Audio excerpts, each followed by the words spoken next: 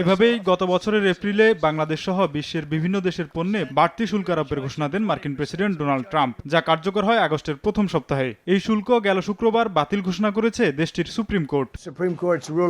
যদিও ট্রাম্পের বাড়তি শুল্কের বোঝা কমাতে গেল 9 ফেব্রুয়ারি একটি বাণিজ্য চুক্তি করে ঢাকা ওয়াশিংটন। পরিবর্তিত পরিস্থিতিতে বাংলাদেশ এই চুক্তির শর্ত পুনর্বিবেচনা করার সুযোগ পেল বলে মনে করেন দ্বিপাক্ষিক বাণিজ্য বিশ্লেষকরা। এখন বাংলাদেশকে চুক্তিটা রিনেগোশিয়েট করার জন্য আবার চেষ্টা করতে হবে, কারণ চুক্তিতে অনেকগুলো ধারা আছে, শুধু রেসিপ্রোকাল ট্যারিফ না, এর বাইরেও আরো অনেকগুলো বিষয় আছে যেটা প্রতিপালন করা বাংলাদেশের জন্য অনেক চ্যালেঞ্জিং হতে পারে। আমার মনে হয় যে এটা একটা সুযোগ হলো বাংলাদেশকে সেই অবস্থাটা পরিবর্তন করার।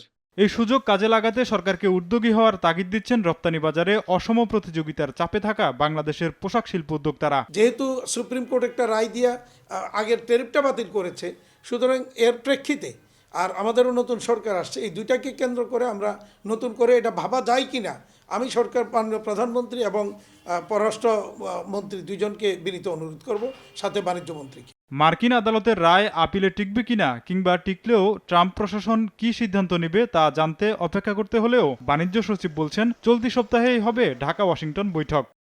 মিটিং টাইম আমরা সহজেই করব, এই সপ্তাহে আমরা একটা সভা করব, আমরা মাননীয় মন্ত্রীর সাথে কথা বলব। দ্বিপাক্ষিক চুক্তির শর্ত মানতে তড়িঘড়ি না করার পরামর্শ বাজার বিশ্লেষকদের।